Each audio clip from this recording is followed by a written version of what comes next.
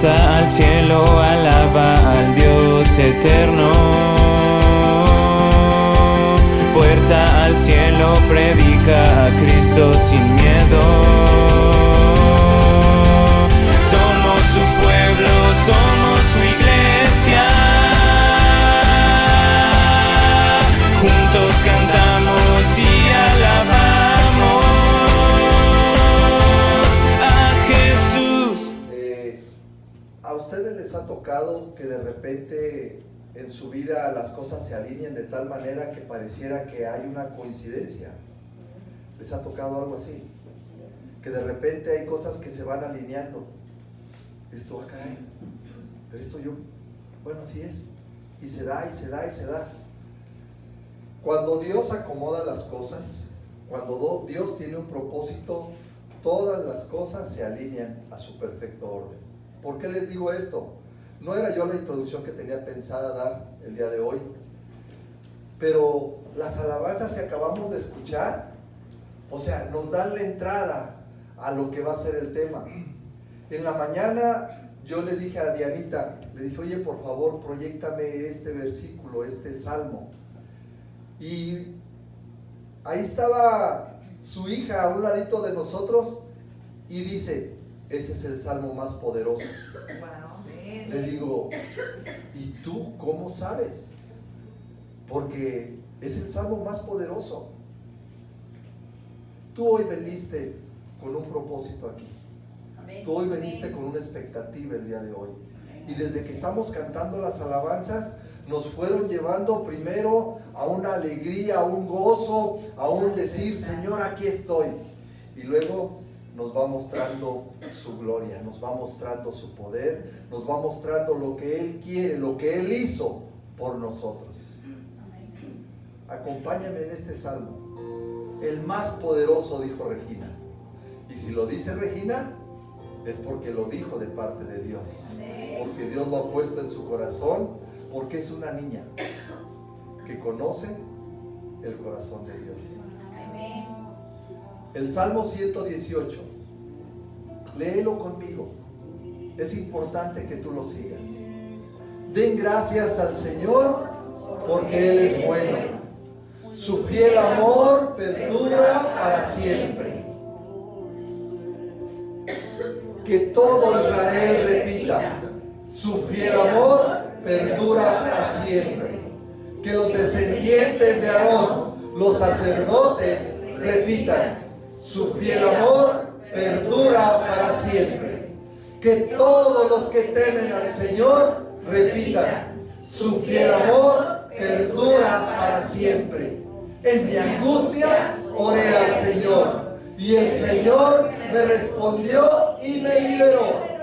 El Señor está de mi parte, por tanto no temeré. ¿Qué me puede hacer un simple mortal?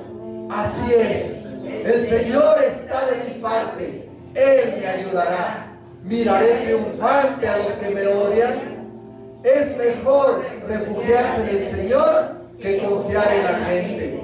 Es mejor refugiarse en el Señor que confiar en príncipes. Aunque me rodearon naciones hostiles, las destruía todas con la autoridad del Señor. Así fue, me rodearon y me atacaron, pero las destruía todas con la autoridad del Señor. Me rodearon como un enjambre de abejas, se enardecieron contra mí como un fuego crepitante, pero las destruía todas con la autoridad del Señor. Mis enemigos hicieron todo lo posible por matarme, pero el Señor me rescató. El Señor es mi fuerza y mi canción, me ha dado la victoria. Se entonan canciones de alegría y de victoria en el campamento de los justos. El fuerte brazo derecho del Señor ha hecho proezas gloriosas. El fuerte brazo derecho del Señor se levanta triunfante. El fuerte brazo derecho del Señor ha hecho proezas gloriosas. No moriré, sino que viviré para contar lo que hizo el Señor. El Señor me castigó severamente, pero no me dejó morir. Ábrate las puertas por donde entran los justos, y entraré y daré gracias al Señor. Estas puertas conducen a la presencia del Señor, y los justos entran por ahí. Aleluya. Te doy gracias por contestar mi oración y por darme la victoria. La piedra que los constructores rechazaron, ahora se ha convertido en la piedra principal. Esto es obra del Señor y es maravilloso verlo. Tú lo estás viendo. Este es el día que hizo el Señor. Nos gozaremos y alegraremos en Él. Te rogamos, Señor, por favor, sálvanos. Te rogamos, por favor, Señor, haznos triunfar.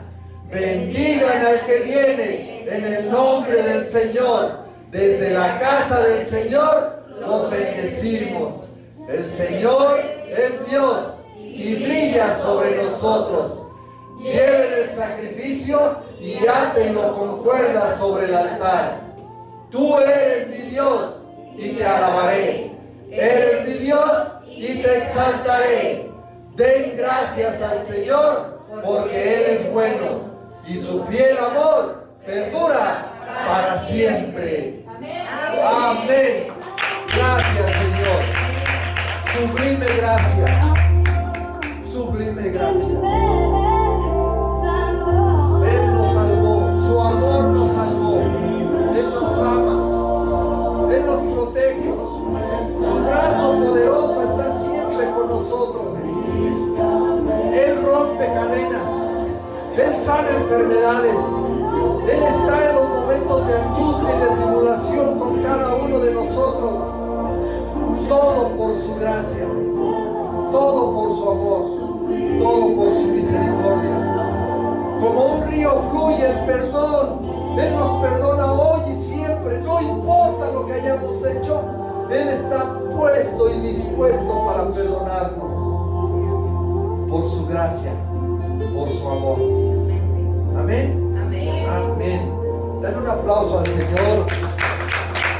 Dale gracias. Amada iglesia, hoy es un tiempo muy especial. No sé si tú lo has dimensionado, no sé si tú lo has sentido, pero si todo lo que hemos pasado no te ha llevado a ser sensible a la presencia de Dios, habría que ponernos a reflexionar qué es lo que está pasando en nuestra alma y en nuestro espíritu. ¿Qué hay en tu corazón? Vamos a iniciar a partir de esta semana una serie que yo le titulé Un viaje con retorno. Este es el título de esta serie que vamos a estar llevando en las próximas semanas. Hoy me toca compartir con ustedes y yo le puse que hoy es la terminal Getsemaní. Hoy posiciónate, estaciónate, ubícate en este lugar, el Getsemaní. En este mes de marzo estamos iniciando una temporada, o se está aproximando una temporada a nivel mundial que es muy importante. ¿Alguien sabe de qué estoy hablando? A ver, ¿alguien por ahí en esa temporada en marzo? Semana Santa. Semana Santa. La llamada Semana Santa. Miren, para todos aquellos que profesamos una fe, para todos aquellos que nos decimos cristianos, hay fechas muy marcadas durante el año. Una de ellas, la Navidad. Para nosotros es muy importante también cuando nos reunimos a la Santa Cena, a recordar a nuestro Señor. Y hay una fecha muy importante cuando estamos recordando el sacrificio, la muerte y la resurrección de nuestro Señor Jesucristo. Muchas personas le llaman la Semana Santa, pero acuérdate, iglesia, nosotros como cristianos no solamente agradamos a Dios con una Semana Santa, agradamos a Dios con una vida santa. Esa es la manera en la que agradamos a nuestro Señor. Y no cabe duda que Jesucristo es el personaje más impactante que ha pisado esta tierra. Jesucristo, una vez que nosotros conocemos de Jesús, podemos entender que este personaje, este hombre, esta deidad, porque Él es Dios, es la persona más importante que ha pisado esta tierra. Y en esta llamada Semana Santa es en donde se recuerda el sacrificio, la muerte y la resurrección de nuestro Señor Jesucristo. Y a partir de este acontecimiento a nivel mundial, es como la humanidad fue dividida en un antes y un después de Cristo. ¿Estás conmigo? ¿Han visto ustedes las letras que dice AD y CD? ¿O al revés? Antes, AC y DC. Antes de Cristo y después de Cristo. Toda la humanidad se maneja ahora de esta manera. Pero, ¿qué es la Semana Santa? ¿Sabes tú en realidad qué pasó? ¿Qué sucedió? Muchos de nosotros solamente nos enfocamos en recordar que hace más de 2000 años un hombre fue crucificado. Nada más. Pero no dimensionamos, no entendemos lo que realmente sucedió en ese tiempo. Hoy vamos a conocerlo. El verdadero significado de este sacrificio es ignorado por la mayoría. Porque muchos nos vamos a que es día de playa, es día de vacaciones, es día de, no sé, de hacer tantas cosas, tantas tradiciones y costumbres. Pero a partir de hoy, yo quiero enseñarte, quiero mostrarte la verdad, quiero mostrarte a través de la palabra la realidad y la trascendencia del sacrificio de nuestro Señor Jesucristo. ¿Estás conmigo? Amén. ¿Estás listo para este viaje? Paisano, bienvenido, qué bueno que nos acompañas. Y bueno, vamos a iniciar este viaje con un retorno. Vamos a iniciar. En este evento de la muerte, el sacrificio y la resurrección de nuestro Señor Jesucristo es donde basamos nosotros nuestra fe. El cristianismo está basado en que un día Jesús vino a esta tierra. Un día Jesús fue sacrificado, pero ¿qué crees? Como dice la alabanza, al tercer día resucitó. Al tercer día Jesús resucitó de entre los muertos y de esa manera venció a la muerte. ¡Wow! Impresionante. No fue Buda, no fue Mahatma Gandhi, no fue ninguno de esos otros seres que conocemos en el mundo. Fue Jesús, el único que ha resucitado. Es el único que ha resucitado. Primera de Corintios capítulo 15, versículo 4 al 6. Dice así: fue enterrado y al tercer día fue levantado de los muertos, tal como dicen las Escrituras. ¿Quién lo vio? Lo vio Pedro y luego lo vieron los 12. Más tarde lo vieron más de 500 de sus seguidores a la vez, la mayoría de los cuales todavía viven, aunque algunos ya han muerto. Esa es la base de nuestra fe. Esto que sucedió en ese tiempo, hace más de 2000 años, fue lo que revolucionó la historia, fue lo que revolucionó a la humanidad. Y esto fue a través de la muerte y resurrección. Y ahí, en este evento, es donde nosotros encontramos el perdón de nuestros pecados, en donde nosotros encontramos la redención, en donde nosotros encontramos la oportunidad de una vida eterna. ¿Estás conmigo? Es importante que tú me sigas hoy. Ahora, yo te invito a que en estas próximas semanas tú nos acompañes en este viaje sin retorno, pero también acompañemos a Jesús, porque Jesús llevó un proceso para poder llegar hasta este momento. Jesús llevó un trayecto y hoy es necesario que nosotros conozcamos esa verdad, el verdadero significado de este hecho histórico. ¿Estás conmigo? Vamos a iniciar esta historia. ¿Y dónde crees que inicia esta historia? Esta historia comienza en el Getsemaní, un lugar, un huerto a donde Jesús acostumbraba ir a orar. Normalmente Jesús subía a este huerto con sus discípulos a enseñarles, a compartir, a convivir. Muchas veces creo yo que Jesús fue a este lugar. Pero en este huerto Jesús nos enseña y nos dice cómo debemos de vivir nuestro Getsemaní. ¿Cómo estás viviendo tu Getsemaní? Ahorita te lo voy a compartir. Jesús, después de haber cumplido 33 años, casi al final ya de su ministerio, dice la Biblia que se preparó para cumplir su propósito. El propósito por el que vino a esta tierra. 33 años. Yo te pregunto, y no me contestes, yo no quiero ser, ¿cómo se dice? ¿Cómo? Indiscreto. ¿Cuántos años tienes?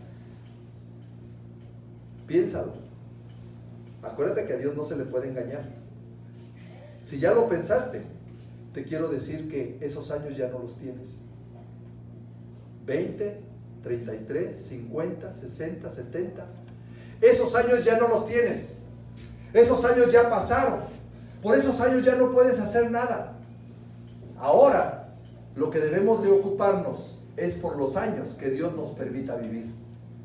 Jesús tenía 33 años y en ese momento Él se preparó para cumplir su propósito. Se preparó para cumplir su propósito. Pregunta, ¿estás preparado tú ya para cumplir tu propósito en esta tierra? Porque todos tenemos un propósito en esta tierra.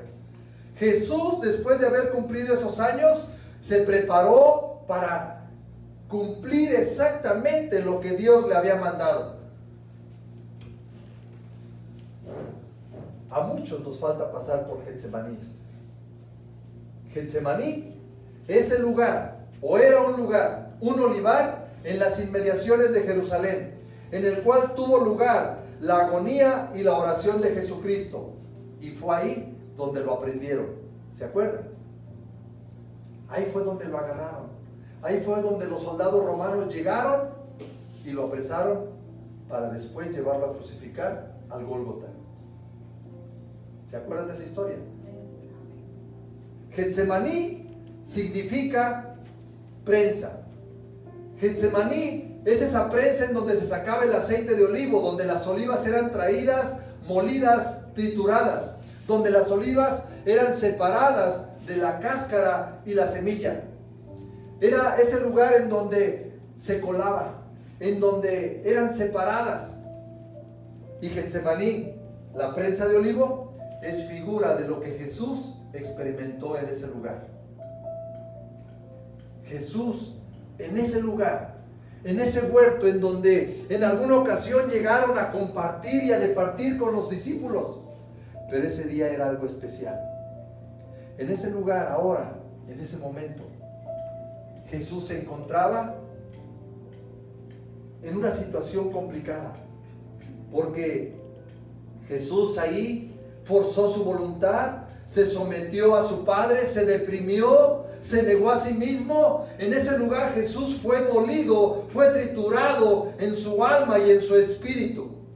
En Getsemaní es donde se es probado. En ese Getsemaní es donde hay opresión, en donde hay humillación, donde hay sufrimiento, donde tú has encontrado una desesperación, angustia, aflicción. ¿En qué Getsemaní estás tú viviendo ahorita? ¿Tienes algún Getsemaní? ¿Tienes algún lugar en tu vida en donde estás pasando alguna tribulación? Porque hay momentos en los que pasamos por ese lugar. Jesús fue al monte, al huerto, con sus discípulos, pero Él ya sabía lo que iba a pasar ahí. Jesús nos enseña en qué manera debemos de afrontar nuestros problemas. No vamos a huir de nuestros Getsemanís como hijos de Dios. ¿Qué nos toca hacer como hijos de Dios? Lo que hizo Jesús: ir, enfrentar el problema. Pero hay formas, hay maneras de enfrentar tu Getsemaní. Jesús, en ese momento de tribulación, dice la Biblia que hubo un momento en el que sudaba. Pero no sudaba como tú y como yo. Yo sudo mucho, exageradamente. Pero Jesús, dice la Biblia, que sudaba con gotas como de sangre. Ese proceso, esa situación se le llama en la ciencia, en la medicina, hematidrosis. ¿Qué es esto? Es un sudor teñido de sangre por la presencia de hemoglobina. Y solamente se da, es más, no hay un registro más que el de Jesús, que lo muestra aquí en la Biblia, que Él sudaba gotas de sangre, dice la palabra. Pero esto es a causa cuando una persona está totalmente bajo una tensión y bajo un estrés extremo. ¿Se imaginan ustedes cómo estaba Jesús para poder decir que estaba sudando con gotas de sangre? ¿Has estado tú en alguna situación como esa? Yo creo que no. Quizás sudamos porque, híjole, pues ahí vienen los cobradores, o híjole, no sé qué hacer con mi suegra. Algo hemos sudado, nos cuesta, es difícil. Pero como Jesús, no creo. En lo natural, es necesario que la oliva sea llevada a esa prensa para poder extraer el aceite. Ese aceite de oliva, ese aceite que se utiliza para ungir. Para que esto suceda, esa oliva tiene que ser apretada, triturada, tiene que ser separada, tiene que ser probada. ¿Sabes por dónde voy? En lo espiritual, era necesario que Jesús pasara por todo este proceso. Era necesario que Jesús entregara su vida para que pudiera salir de él ese aceite para darnos salvación y para darnos vida eterna. Era necesario que Jesús pasara por ese proceso. En el Getsemaní, Jesús entregó toda su voluntad, su vida misma, para después ser crucificado en el Gólgota. La Semana Santa no es un día de fiesta, de celebración, de playa, de comida, de abstinencia. La Semana Santa es para recordar. Cada uno de nosotros tenemos que pasar por nuestros propios Getsemanís, los cuales, cuando tú pasas por un Getsemaní, cuando tú pasas por una situación complicada, es para probarte, para limpiarte, para purificarte, para ver qué hay en tu corazón. ¿Estás conmigo? Solo de esta manera vas a poder y vamos a poder ser llevados a otro nivel. Solamente así. Cuando se extraiga de nosotros lo mejor. Lo mejor. Todos los seres humanos tenemos problemas. Todos. Sin excepción. Inclusive los cristianos. Los hijos de Dios. Creo que somos los que más tenemos a veces. Pero ¿sabes por qué? Porque está escrito: en el mundo tendréis aflicciones. Si tú crees que convertirte en cristiano o seguir a Jesús va a ser fácil, no. Déjame decirte que no. Lo hemos repetido muchas veces. La pregunta es: ¿por qué suceden las cosas? Y quizás tú te lo puedas haber preguntado muchas veces. ¿Pero por qué me suceden a mí estas cosas? Si ahora que me convertí, si ahora que sigo, que voy a la iglesia, si ahora que soy cristiano, ahora me pasan más cosas. Y la cosa no es preguntarte el por qué suceden. La cuestión es saber cómo lo vas a enfrentar. ¿Cómo vas a enfrentar tu Getsemaní? ¿Cómo vas a enfrentar tu problema? Y para eso Jesús nos enseña. Jesús nos muestra exactamente cómo lo vamos a pasar. ¿Quieres saberlo?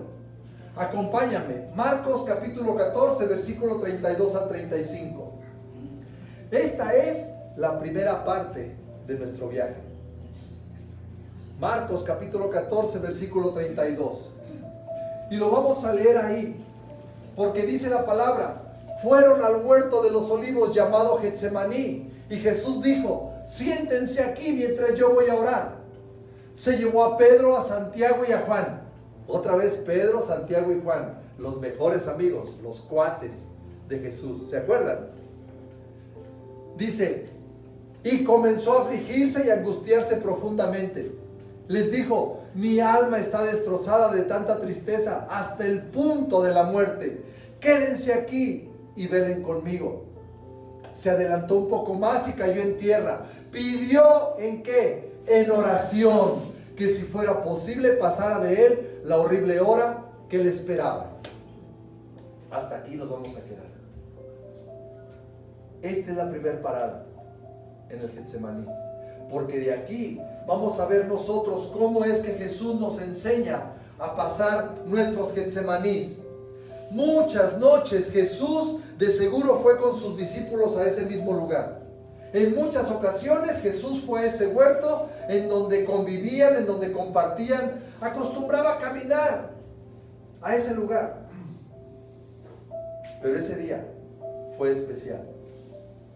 Tú has caminado durante no sé cuántos años. Yo como 25, porque duré 5 sin caminar, o sea que tengo 30.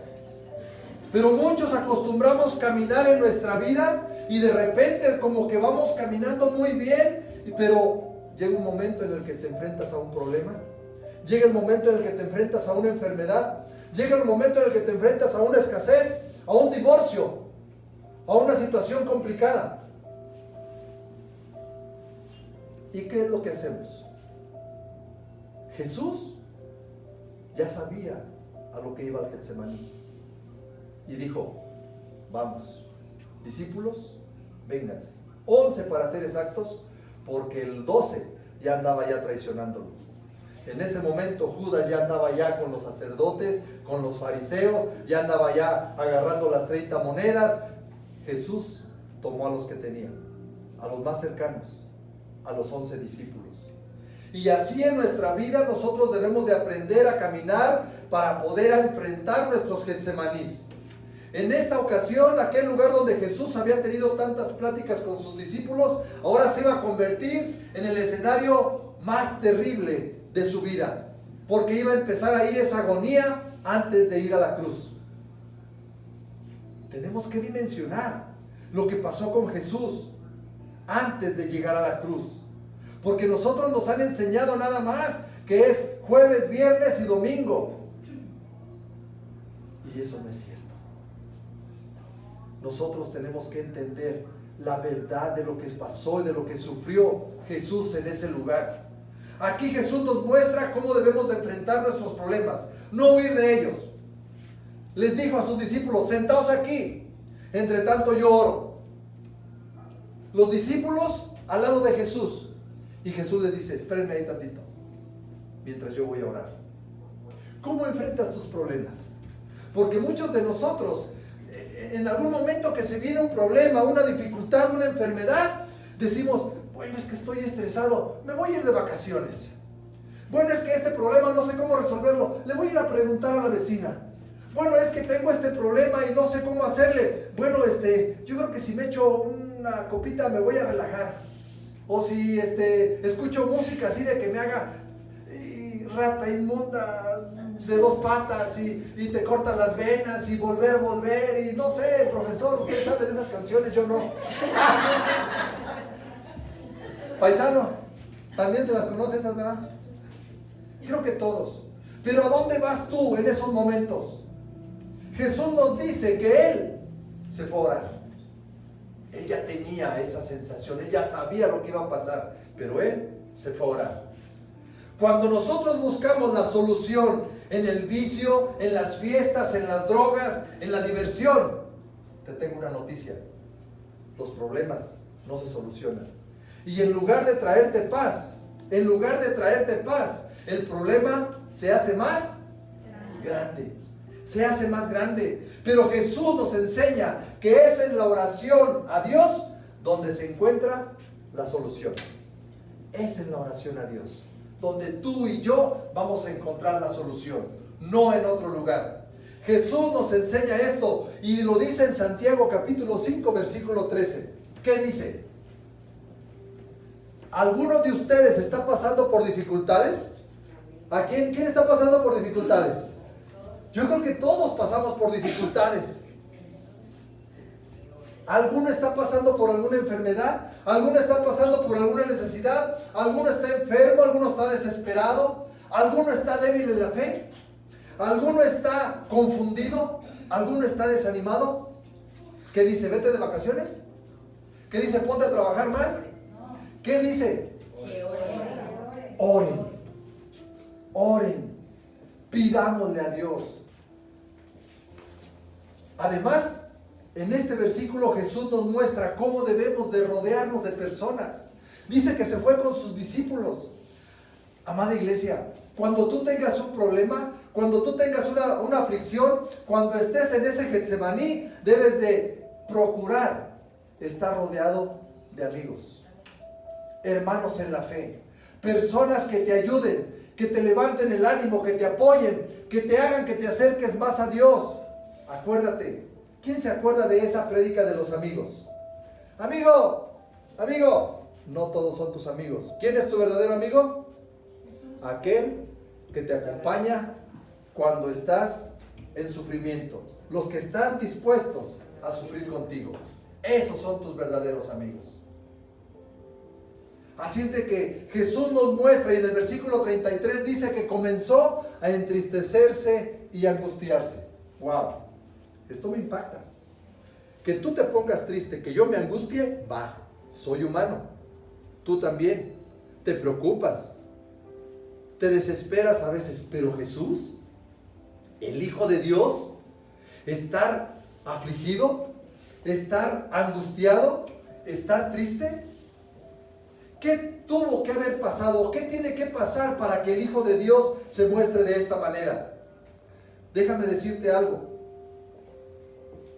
Jesús sintió dolor y angustia en ese momento de agonía. ¿Y qué es lo que hizo Jesús? Dice la Biblia que Él oró más intensamente.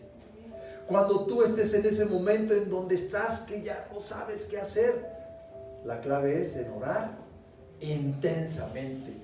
Pero ¿por qué Jesús estaba de esa manera? Mira, no era que Él no podía solucionar el problema. No era porque Él no tenía la capacidad de saber qué hacer en ese momento, sino que esto era algo más poderoso. Esto era algo más impactante. Se trata del estremecimiento de aquel que era la vida misma. Jesús era la vida misma, dice la Biblia. Y que en ese momento Él estaba por enfrentarse a todo el poder maligno, a todas las tinieblas, porque en ese momento Él estaba cargando con todos nuestros pecados. Él ya sabía que tenía que cargar con todos nuestros pecados y con toda la maldición que nosotros merecíamos. ¿Te imaginas? Si nosotros a veces con los problemas que tenemos no nos damos abasto y luego vienen por ahí, pues fíjate, oye, ¿te puedo contar algo? Es que fíjate que estoy así. Esto, ay Señor, ¿y cómo le hago yo si apenas puedo con los míos? Y Jesús cargó con los tuyos, con los míos. Y no solamente los pecados. ¿Sabes qué cargó Jesús también? La maldición. Jesús cargó la maldición porque dice la Biblia que maldito aquel que es colgado de un madero. ¡Wow! La maldición de parte de Dios, de su Padre. ¿Te imaginas? Por eso la verdadera o el verdadero significado de la Semana Santa no es todo eso que vemos, que nos enseñan. El verdadero significado de la Semana Santa es que por cuanto Jesús había decidido presentarse como el Cordero de Dios que muere por el pecado de la humanidad, o sea, por tus pecados y por mis pecados.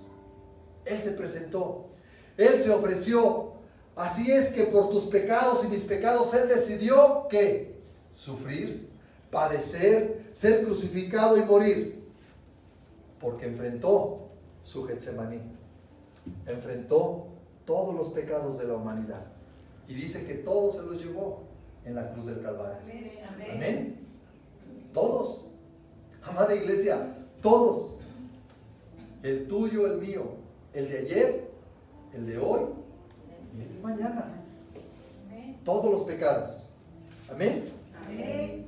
Este momento de Jesús, yo me lo imagino así como un choque tremendo, una cuestión entre la luz y las tinieblas, entre la vida y la muerte. Yo no sé quién ha estado aquí en algún momento en donde estás debatiéndote entre la vida y la muerte, o que tengas alguna opresión de esa manera. Pero hay alguien que lo ha pasado. Y yo como testimonio personal lo digo, ahí en ese lugar, en medio de este lugar, un día yo estuve en una situación muy delicada. Y yo sabía que había que postrarse, sí. Yo sabía que había que levantar las manos, sí. Yo sabía que tenía un Dios todopoderoso, sí. pero mi alma estaba afligida, estaba atormentada. Porque yo estaba preocupado, yo estaba desesperado por la vida de mi esposa. Pero en ese momento, la Biblia dice que cuando Jesús estaba en un momento crítico allí en el huerto, cuando aún estando con sus discípulos a un lado, cuando aún Él estaba postrado y clamándole a Dios, cuando aún Él sabiendo que Él era el Rey de Reyes y Señor de Señores, en ese momento dice la Biblia que cuando oró más intensamente, un ángel bajó a consolarlo. ¡Wow! Y miren que yo lo estoy sintiendo ahorita, porque en ese día yo estaba postrado, tirado, derrotado, diciendo: ¿qué pasa? No te entiendo, Señor. Yo te sirvo, tenemos una obra, nosotros nos desgastamos. ¿Qué pasa? Mi esposa está a punto de morir y tú no me escuchas. Y mandó un ángel. Llegó mi hijo Tony y me dice: papá, ¿qué pasa contigo? Le digo: hijo, pues es que mira cómo está la cosa. Me dice: papá, ¿tú no confías en Dios? Le digo: sí. ¿Tú crees en Dios? Sí. Dice: entonces, si es la voluntad de Dios, ¿cuál es tu problema? Dije yo: tienes razón, hijo. Si Dios quiere. Y nos dejamos a la voluntad de Dios. Jesús en ese momento estaba triste hasta la muerte, dice la palabra. Pero era ese choque entre entregar su vida, entre dejarse morir, entre entregarse completamente. Segunda de Corintios capítulo 5 versículo 21. Fíjate bien. Pues Dios permitía todo esto. Dios estaba en control de todo, como está en control ahorita de tu vida y de mi vida. Dios hizo que Cristo, quien nunca pecó, fuera la ofrenda por nuestro pecado. ¡Wow!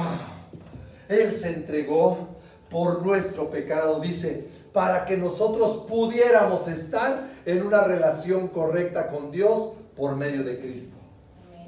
Tú y yo hoy podemos entrar a ese lugar santo. Podemos venir, levantar nuestras manos y adorar y decirle: gracias, Señor. En el versículo 34, y les dijo: mi alma está muy triste hasta la muerte. La causa de esa tristeza mortal de Jesús no era solamente por su muerte natural, sino por esa muerte donde cargaba todos los pecados de la humanidad.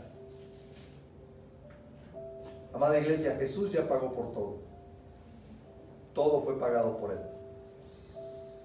No hay tradición, no hay costumbre, no hay nada que nosotros podamos hacer para ganar lo que Él ya pagó. Un precio muy alto.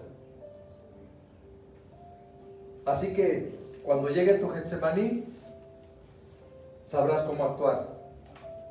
Cristo no solamente le afligía el morir, a Él le afligía una cosa más. Y esto es lo que lo llevó a sudar con gotas de sangre. Gálatas capítulo 3, versículo 13 dice así: pero Cristo nos ha rescatado de la maldición dictada en la ley. Cuando fue colgado en la cruz, cargó sobre sí la maldición. La maldición que te tocaba a ti y a mí por los pecados cometidos, Él la cargó. Cargó sobre sí la maldición de nuestras fechorías, pues está escrito: maldito todo aquel que es colgado de un madero. ¡Wow! Aquí es donde Jesús estaba en ese momento afligido, atormentado, entristecido. Miren, hay cosas que Jesús estaba pasando en ese momento que ni tú ni yo lo podríamos soportar. Nadie lo podríamos soportar. Así que yo te invito, iglesia, a que hoy, conociendo la impresión que nuestros pecados produjeron en Jesús, esto, ¿no crees tú que nos debería de llevar a ser más sensibles en estos tiempos, en nuestra vida? A ser más sensibles para poder entender lo que Él pasó en ese momento, en ese Getsemaní, y que nosotros procuremos no pecar más. ¿Cómo? ¿Llevando una Semana Santa? No. Llevando una vida santa. Eso es lo que Él quiere. Quedaos aquí y velad, les dijo a sus discípulos. Quédense aquí, velen. ¿Qué significa esto? Quédate conmigo, pero ponte alerta. ¿Cómo son los veladores? ¿Para qué son contratados los veladores? Para estar despiertos, para cuidar. Nosotros debemos de estar atentos, debemos de estar vivos, debemos de estar despiertos. Todos nosotros como discípulos, como creyentes, tenemos que estar despiertos todos los días. Por eso los miércoles, por eso los jueves, por eso los viernes, por eso los domingos. Tenemos que estar despiertos. En el versículo 35 dice, yéndose un poco adelante, se postró en tierra. Hay formas. Hay formas. Tú vienes, levantas tus manos, algunos la ponen en los pantalones, otros las cruzan, otros simplemente no emiten ningún sonido. Jesús, en ese momento crítico en su vida, dice la Biblia que se postró en tierra. Pero no se postró de una forma normal. Él se dejó caer y puso su cara sobre la tierra. Hay formas de adorar a Dios. Hay formas de rendirse delante de Dios. Hoy yo te pregunto, ¿cómo te estás rindiendo a Dios ante ese Getsemaní que tienes en tu vida? ¿Cómo estás pasando esa etapa, ese proceso? ¿En verdad estás dándole toda la gloria a Dios? ¿En verdad estás adoptando esa postura que Jesús expresó en ese momento? Termino dándote 4 puntos, porque es importante que sigamos avanzando. Estos 4 puntos que yo te voy a dar te van a ayudar a enfrentar tu Getsemaní. ¿Estás listo? Número 1. Debemos de velar. Tenemos que mantenernos alertas. Siempre. Moralmente alertas. Al pendiente de los ataques del enemigo. Al pendiente de no caer en tentación. Número 2. Debemos de orar. Debemos de orar de tal manera que nosotros podamos mantener esa relación con el Padre. Tenemos que mantenernos de oración. Yo no sé cuánto oras tú. 5, 10, 15 minutos, 1 hora. Yo hace días les di un tip ahí a nuestro equipo y les dije, yo antes no podía mantenerme 10 minutos orando, 15 minutos. Sobre todo yo, los hombres somos muy dados a, Padre nuestro que estás en el cielo, punto, ya. ¿Y qué más le digo? No sé, ya no le digo nada. Las mujeres tienen un poco más de elocuencia para eso. Pero te doy un tip. 4 pasos para que tú ores más de 1 hora. Número 1. Entra primero y dale gracias. Gracias por tu familia, por tus hijos, por tu casa, por tu carro, por tu perro, por tu ropa, dale gracias por todo al Señor. Ahí mínimo te llevas unos 10 minutos. Deberías de llevarte 10 minutos, mínimo. Número 2. Alabanzas. Pon alabanzas donde se adore a Dios, donde se alabe a Dios, donde si tú con tus propias palabras no sabes qué decirle, a través de la alabanza Él te va guiando y te va diciendo la forma de adorar. ¿Estás de acuerdo conmigo? Hay otros 10 minutos. Y después, ahora pídele. Pide perdón, pide por tus hijos, pide por tu casa, pide por tu congregación, pide por el mundo, pide por Andrés Manuel, o sea, pide por quien quieras. Pide por todos, por las autoridades. Y terminas escuchando la voz de Dios, leyendo la palabra, porque a través de la palabra es como Dios habla con cada uno de nosotros. Amén.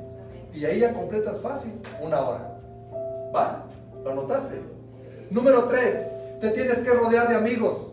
Amigos, tienes que rodearte de amigos, de personas que te alienten, que te apoyen, que te hagan buscar más de Dios. Los discípulos de Jesús eran 11 en ese momento, pero te digo algo, dejó a algunos allá y le dijo, vente Pedro, Jacobo y Juan, los mejores amigos. Amigos son aquellos que te ayudan a pasar el proceso. Los amigos son aquellos que vas a encontrar en la iglesia. Cuando tú no dejes de congregarte, tienes que buscar de esos amigos que te ayuden a vivir esa resistencia y que te ayuden a que cuando tú estás caído, cuando tú estás débil, ellos te ayudan, porque son 2 mejor que 1. Cuando uno cae, el otro lo levanta. No dejes de congregarte, no dejes de buscar la amistad de los hermanos en la fe. Y el número 4, tienes que conocer el propósito de Dios. Tenemos que concentrarnos en el propósito de Dios. Mira, los años que tengas, pero si no tienes en tu mente cuál es el propósito de Dios para tu vida, hermano, estás viviendo inútilmente. Te lo digo sinceramente. Si tú no conoces el propósito de Dios en tu vida, el propósito de Dios en nuestra vida lo tenemos marcado en la gran comisión, el mandato: ir y hacer discípulos, ayudar al necesitado. El mandamiento más importante, dice la Biblia, es: ama a tu Dios por sobre todas las cosas. Y el segundo en importancia, que es igual que el primero, dice la Biblia: ama a tu prójimo como a ti mismo. Y en esto se resume toda la ley. Ministra, por favor. ¿Te imaginas?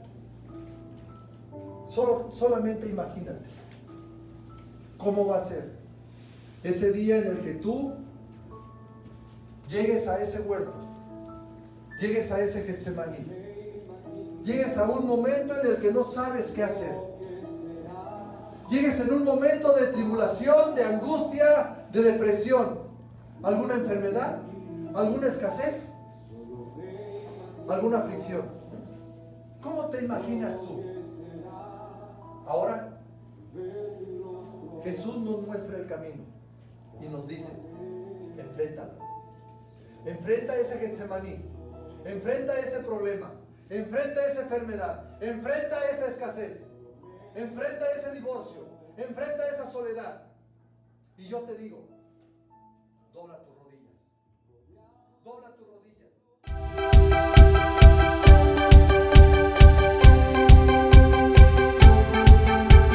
Puerta al cielo, alaba al Dios eterno.